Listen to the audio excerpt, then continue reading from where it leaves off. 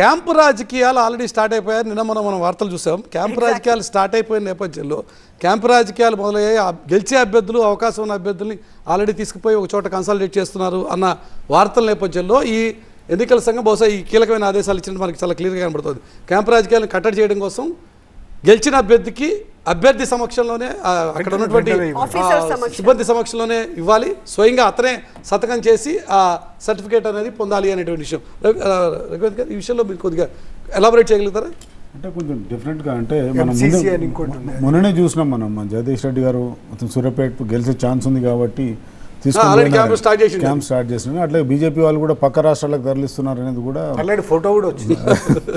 ఛత్తీస్గఢ్ కు, మధ్యప్రదేశ్ కు, మహారాష్ట్రకు తరలిస్తున్నారు కాబట్టి అంటే ఎస్ఈసి వాళ్ళు తీసుకున్న డిసిషన్ మంచిదే, కానీ సర్టిఫికేట్ తీసుకున్న తర్వాత కూడా పోవద్దని రూల్ ఏం లేదు కదా.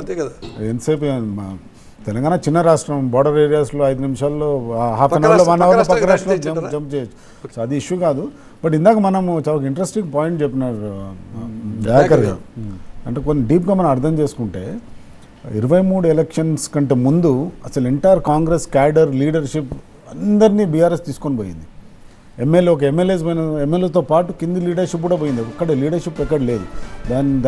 దాని రిఫ్లెక్షన్ మనకు పార్లమెంట్ ఎలక్షన్స్లో హైదరాబాద్ చుట్టుపక్కల ఏరియాలో బాగా కనిపించింది మీకు. కాంగ్రెస్ మొత్తం ఆల్మోస్ట్ జీరో అయింది.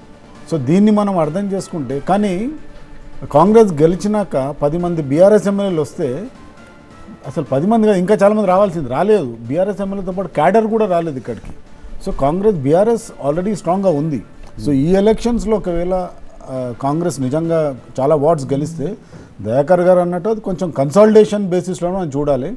బీఆర్ఎస్ కూడా ఇంకా స్ట్రాంగ్గా ఉంది. బీఆర్ఎస్ కూడా అతిపెద్ద ఛాలెంజ్ ఏంటంటే ఇప్పుడు నా లీడర్షిప్ ను పోకుండా చూసుకోవడం అనేది కాంగ్రెస్ ఖాతాలో పడిపోయింది.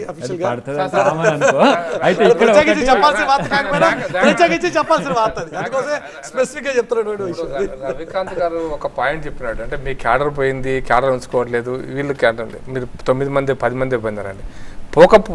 వాళ్ళంటే పోకపోవడానికి ఒక కారణం వాళ్ళే సార్. వీళ్ళు పోటీకి సిద్ధంగా ఉన్నారు, తీసుకోవడానికే కాదు, వాళ్ళు మళ్ళీ అధికారం రావాలంటే భయం కూడా ఉంది. ఇప్పుడు కాదు ఒకటి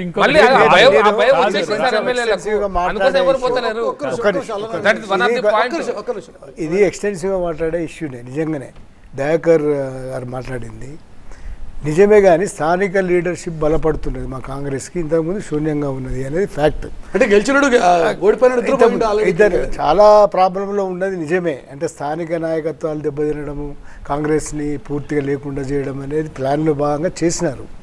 కానీ ఇప్పుడు జరుగుతున్నాయి, ఇది 2వ సంవత్సరం అధికారంలో ఉన్న పార్టీ. స్థానిక ఎన్నిక అనేది చాలా జాగ్రత్తగా తీసుకోవాలి మనం, స్థానిక ఎన్నికలలో పనిచేసే అన్ని విషయాలు. రెండోది, ఈ కన్సాలిడేషన్ అనేది స్థానికంగా జరిగినప్పుడు పంచాయతీ ఎన్నికల్లో రుజువవుతుంది. అది కానీ ఈ పట్టణ ఎన్నికలలో, ఈ వార్డులలో కాకపోతే మీకు ఒక అంచనాకు రావడానికి నిజమే కొంచెం బలం మాది పెరుగుతున్నట్లు లెక్క కదా. ఇప్పుడు మీరు అబ్జర్వ్ చేయండి, గతంలో సర్పంచ్లు ఉన్నాయా మాకు? చాలా